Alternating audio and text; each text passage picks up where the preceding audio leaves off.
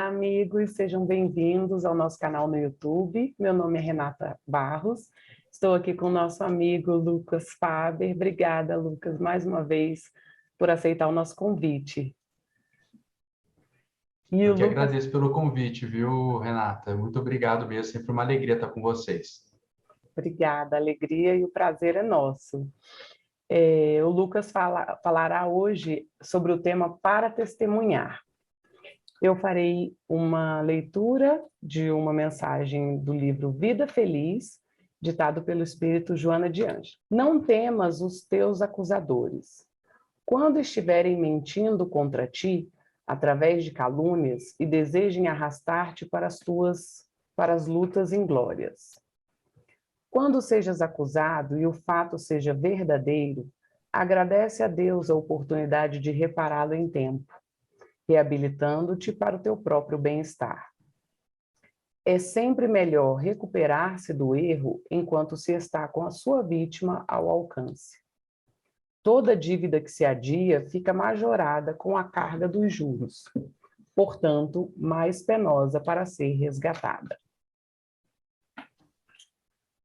Então, gostaríamos de pedir a Deus, a Jesus, que nos ilumine no dia de hoje para podermos apreender o conhecimento que o nosso irmão nos trará,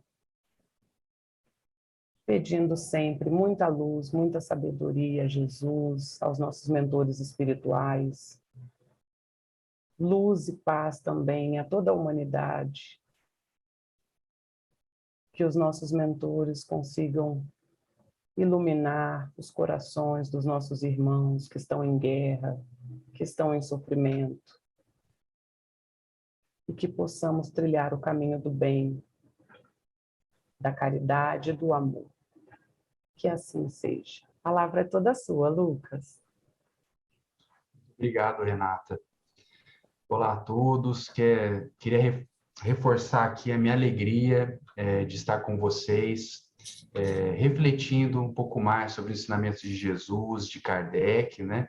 Que tanta relevância tem para as nossas vidas, para as nossas condutas, para os nossos hábitos mentais. Então, realmente é uma alegria muito grande para mim compartilhar esses momentos com vocês.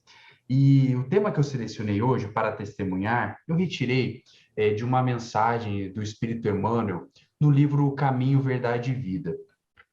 Especificamente, a lição 71. E selecionei ela e recomendo a leitura do texto depois, né? Porque nós vivemos um momento, já há alguns anos, né, de muito sofrimento na humanidade em geral, né? Nós sempre tivemos sofrimentos na humanidade, pela natureza mesma do nosso planeta. Mas parece que nos últimos anos isso se avolumou muito, em virtude principalmente da pandemia, né? Que graças a Deus parece que estamos, né, conseguindo vencer aos poucos, né? E agora ainda com o flagelo de uma guerra, né? Nós sempre tivemos guerras espalhadas pelo globo, mas de certa forma essa guerra agora da Ucrânia acaba também por nos atingir muito, por envolver vários países, envolver a Europa, acaba por nos causar ainda, se junta à pandemia como um fator maior de sofrimento. Nós estamos um pouco naquela parte do Livro dos Espíritos sobre os flagelos destruidores, né? Aquelas grandes calamidades que aumentam muito o nosso sofrimento, de todos nós espíritos encarnados aqui na Terra. E quando nós falamos em sofrimento, nós precisamos compreender porque sofremos, para nós sofrermos bem, na própria acepção do Evangelho segundo o Espiritismo. É importante que nós espíritas e nós cristãos entendamos, né, a natureza do nosso sofrimento para que nós consigamos aproveitar essas oportunidades de provações, de dificuldades, para efetivamente fazermos o nosso salto no nosso processo de reforma íntima, que no fim das contas é a razão pela qual nós estamos aqui e também é a razão de muitos de nossos sofrimentos. E quando também nós falamos em sofrimento, é inevitável nós não pensarmos na palavra testemunho, né? Então, assim, dentro de toda a teologia cristã, né, dentro de todas as reflexões que há milênios são feitas em torno do Velho Testamento e mais do Novo Testamento, é muito comum nossos irmãos, inclusive de outras religiões, falarem dos testemunhos, né? Então, eu testemunho a minha conversão a Jesus, né? É muito comum nós evocarmos a lembrança dos mártires, dos primeiros cristãos que morriam nas arenas de Roma, né? Em nome de Jesus. Também nós podemos pensar em testemunhos que sequer podemos considerar testemunhos em nome de Jesus, mas quantas pessoas não morreram em guerras religiosas, em guerras santas, né? Por terem uma visão errada de testemunho. E quando Emmanuel nos traz o termo para testemunhar, ele tenta nos elucidar um pouco do que é o verdadeiro testemunho. Porque quando eu digo para vocês dos mártires cristãos, do sofrimento cristão, é muito comum que nós traçamos a nossa imagem, traçamos na nossa cabeça, na nossa mente, a imagem do cristianismo como algo sombrio, né? E muitas vezes, quando nós pensamos mesmo em Jesus e no Calvário de Jesus, nós colocamos uma máscara de tristeza em nossos rostos e acabamos por viver essa tristeza, né? E é muito interessante isso, porque inúmeras das próprias roupas que cristãos utilizaram ao longo dos séculos eram roupas escuras, né? A figura do padre, do monge recluso, muitas vezes era uma figura sombria, né? E nós, por estarmos reencarnando há tanto tempo, tentando compreender Jesus, trazemos essa roupagem, esse véu de tristeza conosco, por compreendermos equivocadamente o termo testemunho. E o outro lado da moeda, dessa nossa compreensão equivocada, é quando nós pensamos nesses... basta colocar no YouTube, palavra testemunho, vem vários vídeos de pessoas testemunhando, ou seja, relatando, né, a sua conversão a Jesus, muitas vezes com um elemento um pouco de milagre, né, ou com a ideia de que a conversão é o ponto de chegada da nossa evolução espiritual, se esquecendo de que, na verdade, o nosso momento sublime de conversão e de compreender a Jesus é o ponto de partida do trabalho. E aí nós acabamos caindo num sentimento de satisfação ociosa. Esse é o termo que o Emmanuel utiliza, satisfação ociosa. Porque eu penso, bom, eu já sou espírita, né? Eu claramente não tenho nenhuma dúvida da minha fé espírita, então está tudo resolvido. Agora eu só preciso esperar o momento da minha morte, em que eu vou para o plano espiritual, vou viver em nosso lar. Então as pessoas já fazem os seus planos, né? Vão direto para nosso lar, para lá trabalhar e viver a felicidade plena. De forma semelhante ao que os nossos irmãos de outras religiões fizeram, e como nós estamos hoje na nossa primeira encarnação espírita, podemos deduzir que nas nossas encarnações anteriores nós éramos dessas outras religiões e nós cometemos esses mesmos equívocos, de nós entendermos que o reino dos céus é um paraíso no qual nós vamos descansar para a eternidade com Deus e com Jesus, ou seja, satisfação ociosa. E aí nós acabamos não compreendendo as duas alavancas do testemunho para com Jesus, que são a alegria e o trabalho. Porque nós colocamos a tristeza no lugar da alegria.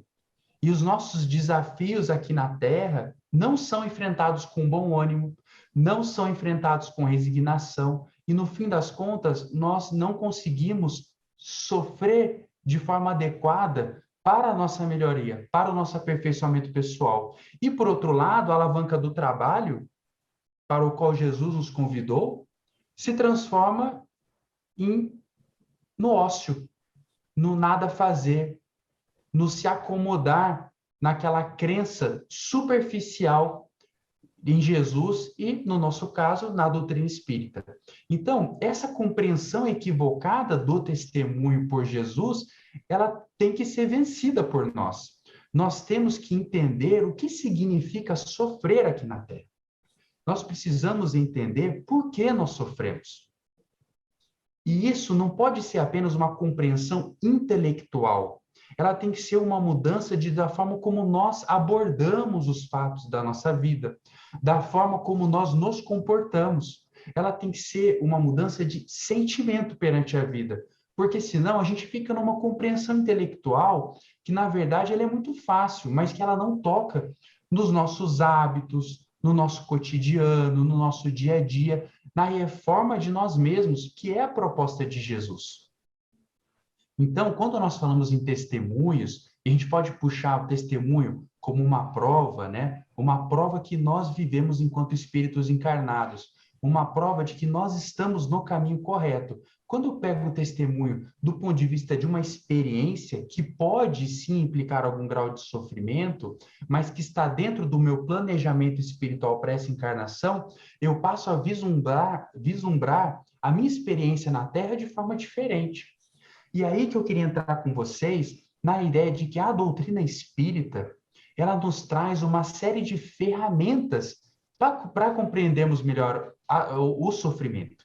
E é inevitável isso porque nós buscamos a religião, nós buscamos o centro espírita muitas vezes porque sofremos. Nós, infelizmente, conseguimos nos conectar com os ensinamentos de Jesus quando nós estamos em sofrimento. E não somos só nós. Nas próprias passagens do Evangelho de Jesus, do Novo Testamento, as pessoas buscam a Jesus porque sofrem. Tanto que nós vamos nos lembrar que tem no Evangelho de Mateus tem uma passagem em que Jesus está jantando, está numa refeição com os publicanos e os fariseus, e pessoas, entre aspas, de má vida, recebem uma atenção especial de Jesus, que conversa com elas normalmente.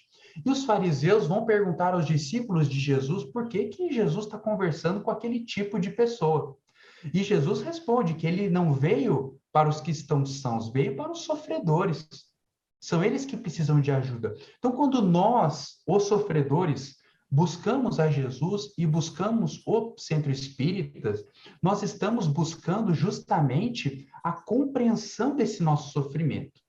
E a doutrina espírita, naturalmente, vai nos trazer uma explicação, a chave de compreensão para as nossas aflições aqui no mundo.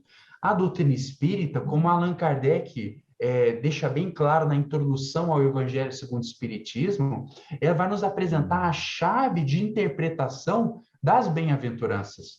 Porque a beleza das bem-aventuranças, do Sermão do Monte de Jesus, vai resplandecer diante dos ensinamentos da doutrina espírita. O bem-aventurados os aflitos vai fazer sentido maior a partir dos ensinos dos espíritos. E por que isso? Porque o espiritismo vai nos mostrar a realidade da vida espiritual, vai nos mostrar a primazia da vida espiritual, vai nos mostrar que nós estamos diante da justiça da reencarnação, que nós, a despeito de nossos equívocos, sempre vamos ter uma oportunidade de nos reerguermos, que nós estamos aqui na Terra recomeçando diante dos nossos erros e que aqui nós estaremos em contato com aqueles com os quais nós erramos, com a oportunidade de nos reconstruirmos e finalmente abraçarmos o Evangelho de Jesus em nossas vidas. Querem uma doutrina mais consoladora do que essa? Uma compreensão melhor do que seriam os sofrimentos? É por isso que Emmanuel vai começar a lição para testemunhar com o seguinte parágrafo: naturalmente que o mestre não folgará de ver seus discípulos mergulhados no sofrimento. O que isso quer dizer? Bom, Jesus, ele não se sente feliz, satisfeito de nós estarmos sofrendo. Ou seja, nós não sofremos por um capricho de Deus, por um capricho de Jesus, ou com uma mera necessidade, uma mera moeda que nós precisamos passar, uma experiência que nós precisamos passar, de sofrer em nome de Jesus para depois acessarmos o reino dos céus. Não é uma troca que nós fazemos com Deus e com Jesus. E Jesus, muito menos, e Deus, em sua infinita bondade, jamais poderia compreender o nosso sofrimento como algo tranquilo, algo que lhe traz paz, tranquilidade, de forma alguma. E isso contrastaria com todo o Evangelho de Jesus, com toda a vida de Jesus aqui à Terra. E Emmanuel continua, considerando, porém, as necessidades extensas dos homens da Terra, compreende o caráter indispensável das provações e dos obstáculos.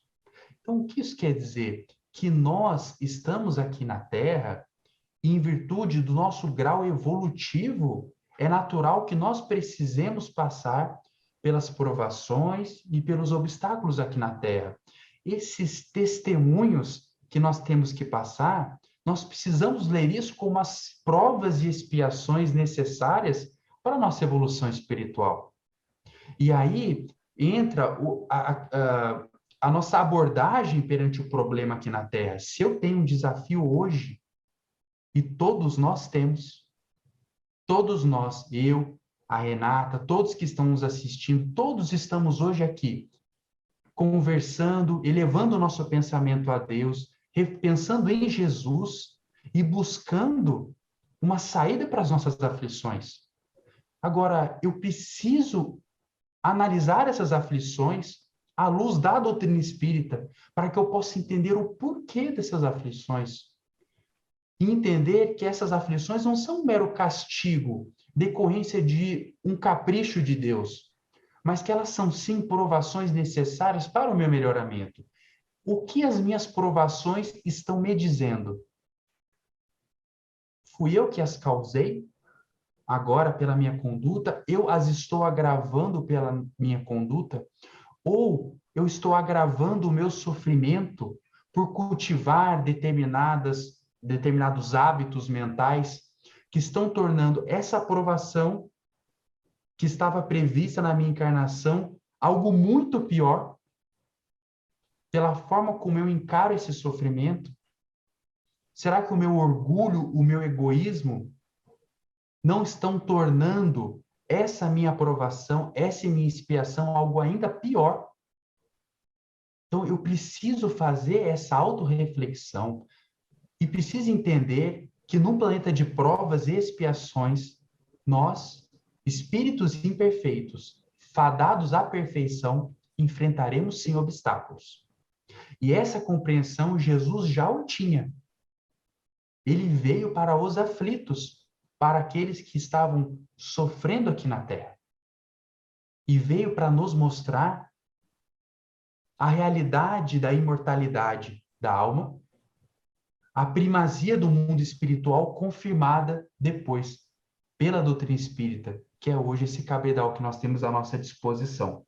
Então, quando nós pensamos no caráter indispensável das provações e dos obstáculos, eu preciso me recordar dessa reflexão de Emmanuel e preciso ter em mente que eu, estando aqui na Terra, fatalmente irei passar por dificuldades. Mas que essas dificuldades têm uma finalidade. Quando eu falo em expiações, eu estou falando, conforme as obras básicas da doutrina espírita, o Evangelho segundo o Espiritismo e o Livro dos Espíritos, as expiações são as consequências dos meus atos equivocados do passado, né? Então, são causas anteriores à nossa encarnação. A maioria de nós não sabemos, né, o que nós fizemos de equivocado, né? Mas nós, pela nossa crença e pelo nosso conhecimento da doutrina espírita, podemos entender, podemos compreender com muita certeza e com muita clareza que aquelas expiações que eu passo hoje na minha encarnação decorrem certamente de equívocos, de quedas que eu tive em outras encarnações. Não fosse isso, e nós jamais poderíamos dizer numa justiça divina perfeita. Porque senão eu sofreria em virtude de nada, por não ter feito nada. E aí onde estaria a bondade divina? Onde estaria o Deus soberanamente justo e bom? Nós acabaríamos por equivaler a justiça divina à nossa justiça imperfeita dos homens. Ou pior, colocaríamos a justiça divina abaixo da justiça dos homens. E isso não faria sentido. E eu preciso pensar também que eu terei não só expiações aqui nessa terra, porque nós não viemos aqui só para expiar, viemos aqui também para nos provar, para provar a Jesus que efetivamente nos modificamos para provar a Jesus que a sua lição de humildade toca fundo no nosso coração e que nós somos capazes, sim, de virar a outra face perante as ofensas daqueles que convivem conosco, no trabalho, em casa, que nós somos, sim, capazes de colocar o nosso eu, o nosso egoísmo, o nosso ego em segundo plano, em favor do nosso próximo, que eu sou capaz de fazer renúncias por aqueles que convivem comigo, fazer renúncias pela minha família. E mais, né? Porque os ensinos de Jesus não se limitam ao nosso círculo de amizades nem de afinidades, que eu sou capaz de fazer renúncias em favor daqueles que eu sequer conheço, ou talvez em favor daqueles que me façam mal. Será que nós estamos fazendo isso? Será que nós estamos diante das provas, pequeninas provas, provas do dia a dia, como acordar, descer, ir ao trabalho, agindo civilizadamente no trânsito, dizer bom dia ao colega de trabalho, compreender a dificuldade do outro, entender as demandas do meu chefe, e não apenas colocar toda a culpa de tudo que acontece no chefe, no outro, no político, no governante, entender que eu também devo ter a minha dose de paciência. Será que essas provações, esses pequenos testemunhos, eu estou processando eles adequadamente à luz dos ensinamentos da doutrina espírita? Então, essas são as reflexões do nosso verdadeiro testemunho. É por isso que no Evangelho segundo o Espiritismo nós temos, no capítulo 5, referente a bem-aventurados os aflitos, nós temos a instrução do Espírito Lacordaire, que é um dos textos mais bonitos do livro do Evangelho segundo o Espiritismo, mas com um título muito curioso. Aliás, esse capítulo do Bem-aventurados os aflitos, ele tem muitos títulos curiosos. Que muitas vezes nós poderíamos entender como até mesmo uma estranha moral, títulos às vezes um pouco frios, né? Vejam só, Bem-aventurados os aflitos, nós temos o texto que eu quero conversar com vocês, bem e mal sofrer. Poxa, bem sofrer? Quando eu falei no começo da nossa conversa sobre bem sofrer, vocês já devem ter até levado um susto, mas eu não falei à toa. Eu falei porque está no Evangelho segundo o Espiritismo, bem e mal sofrer. Poxa, existe bem sofrer, então? E depois nós temos ainda, a felicidade não é deste mundo. Vejam só, a felicidade não é deste mundo. O mal e o remédio. Vejam os títulos dos textos que nós temos aqui no capítulo sobre as bem-aventuranças, sobre os bem-aventurados os aflitos, né? Mas especificamente no bem e mal sofrer, o Espírito Lacordaire, ele vai trazer justamente esta tônica do testemunho, né? De um testemunho que não é algo sombrio em nossas vidas, e de um testemunho que seja uma aprovação que nós consigamos encarar de forma correta. Porque não basta sofrer, não basta colocar a máscara da tristeza, não basta lamentar as dificuldades da vida. É preciso bem sofrer, é preciso enfrentá-las com coragem, com fé, enfrentá-las da forma correta. Lacordaire vai nos dizer, quando Cristo disse, bem-aventurados os aflitos, o reino dos céus lhes pertence, não se referia de modo geral aos que sofrem, visto que sofrem todos os que se encontram na terra, quer ocupem tronos, quer jazam sobre a palha. Mas poucos sofrem bem, poucos compreendem que somente as provas bem suportadas podem conduzi-los ao reino de Deus. O desânimo é uma falta. Deus vos recusa consolações, desde que vos falte coragem. A prece é um apoio para a alma, contudo, não basta. É preciso tenha por base uma fé viva na bondade de Deus. Então, veja quando eu disse a vocês, não basta o conhecimento, é a fé viva, é viver essa fé, é viver essa compreensão de que as minhas provações não são um motivo para lamentações ociosas, mas são sim um convite ao trabalho. O nosso testemunho hoje, nós cristãos atuais, nós trabalhadores da última hora, da 1ª hora, o nosso testemunho é o bem sofrer. Não é só o sofrer. Não é só o converter-se. É o verdadeiramente construir nos nossos corações esse santuário, o Evangelho de Jesus. Quando nós falamos em conversão, em testemunhos, né, nós precisamos nos recordar de Paulo, né? Porque é muito curiosa a história de Paulo. Muitas pessoas lembram, quando pensam em Paulo, lembram das epístolas e lembram da estrada de Damasco. E, de fato, a estrada de Damasco foi a culminância da vida de Paulo, foi o seu ponto de mudança, mas foi o ponto de partida, o ponto inicial da caminhada de Paulo, porque depois que ele encontra Jesus na estrada de Damasco, vão-se 30 anos de trabalho incansável. 30 anos. A conversão de Paulo é o começo de tudo. Quantos testemunhos Paulo não viveu para efetivamente se colocar, ou como diz o Espírito Emmanuel no prefácio à obra Paulo e Estevão, para transpor o abismo que o distanciava de Jesus. 30 longos anos de lutas. 30 longos anos de testemunho. Então, quando nós pensamos em bem sofrer, em sofrer mantendo a fé viva, compreendendo que são provações que eu preciso passar e que eu preciso passar com bom ânimo, eu passo a entender que os testemunhos são parte da nossa vida. Não são motivo para nós lamentarmos, são as oportunidades que Deus nos dá hoje para recomeçarmos. Esse é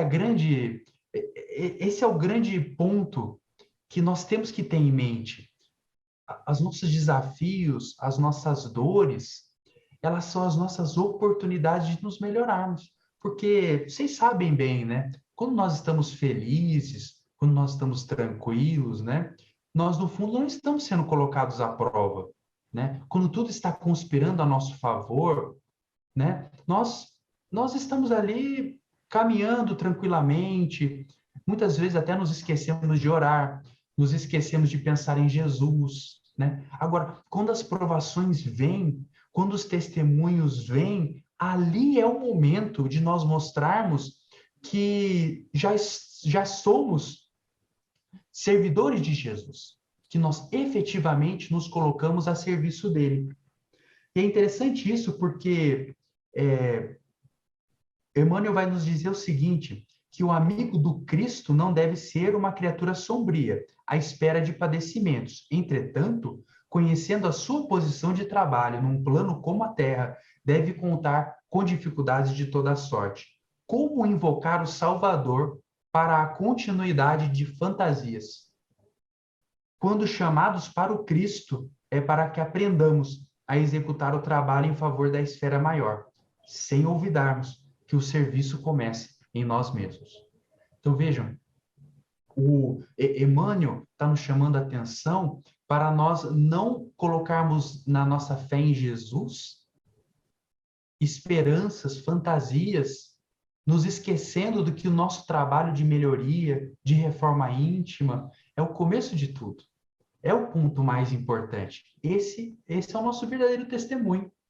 Porque nós buscamos a doutrina espírita, buscamos a Jesus, muitas vezes com a compreensão equivocada do que nós queremos, de quais são nossos objetivos e quais são as finalidades de Jesus na Terra.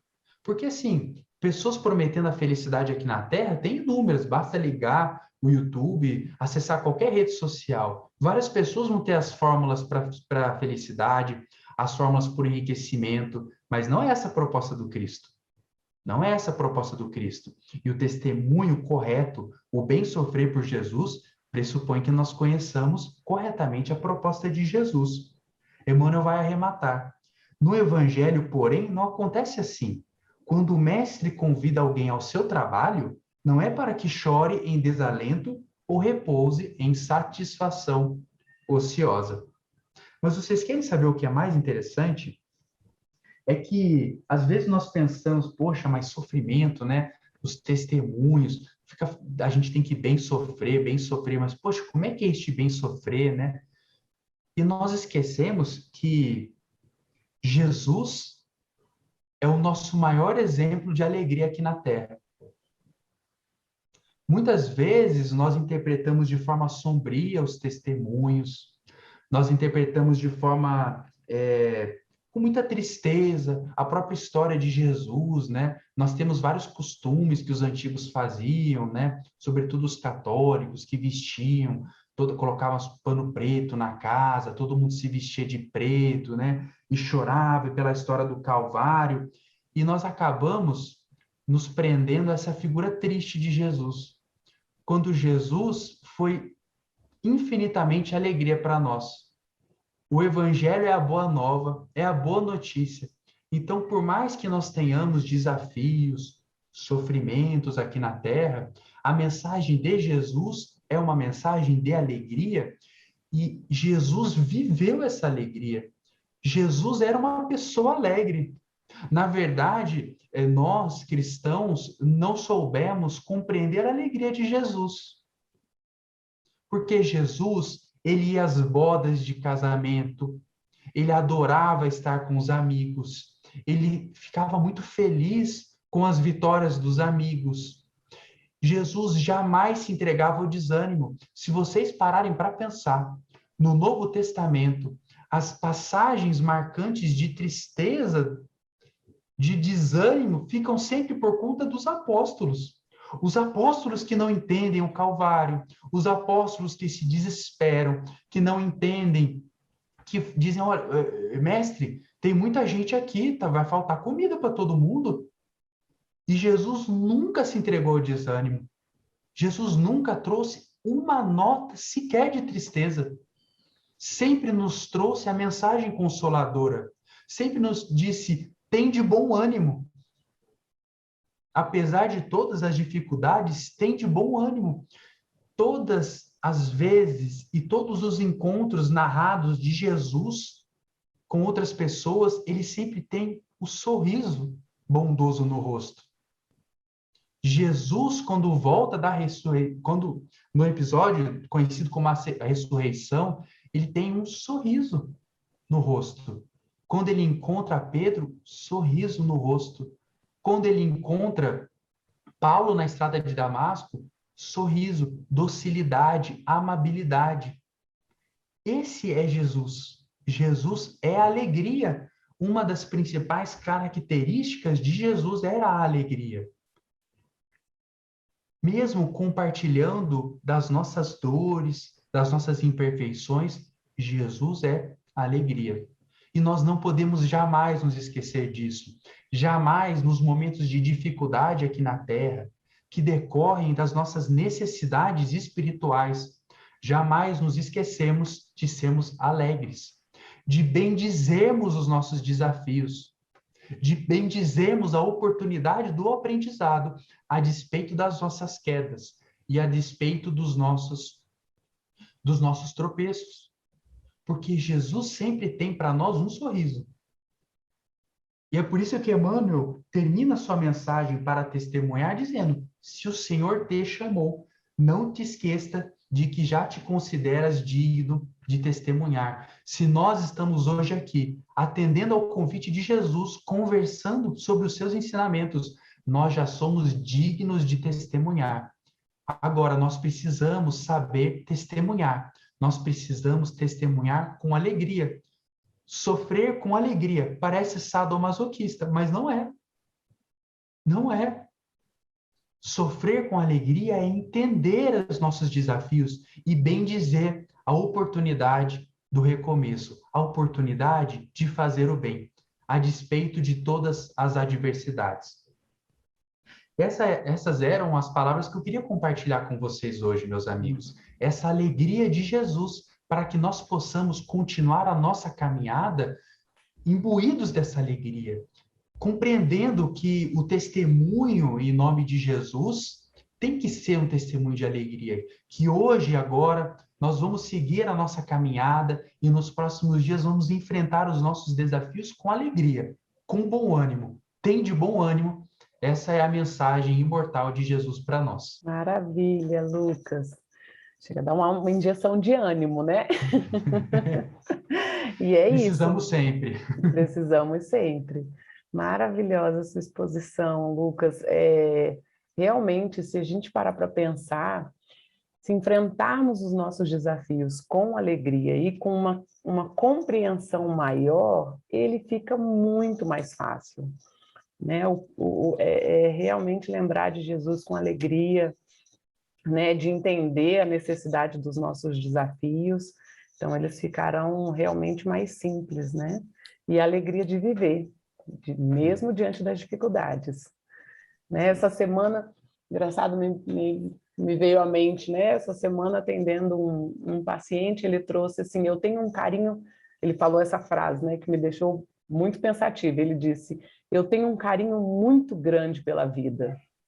E é tão bonito, né? Assim, é difícil a gente escutar isso, assim, diante dos sofrimentos, diante de uma pandemia, de guerras, é difícil a gente escutar, né? Esse carinho, essa externalização pelo carinho à vida, e é uma pessoa que não tem religião.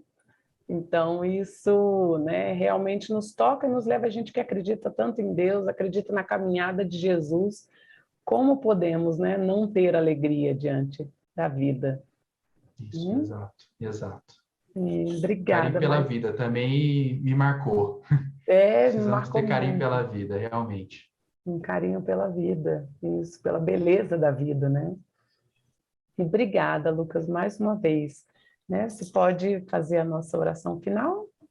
Claro, com certeza, com o maior prazer. Obrigada. Então, meus amigos, vamos elevar o nosso pensamento a Deus, nosso Pai, a Jesus, nosso amigo Rabi, mestre de nossas vidas, querido amigo de caminhada.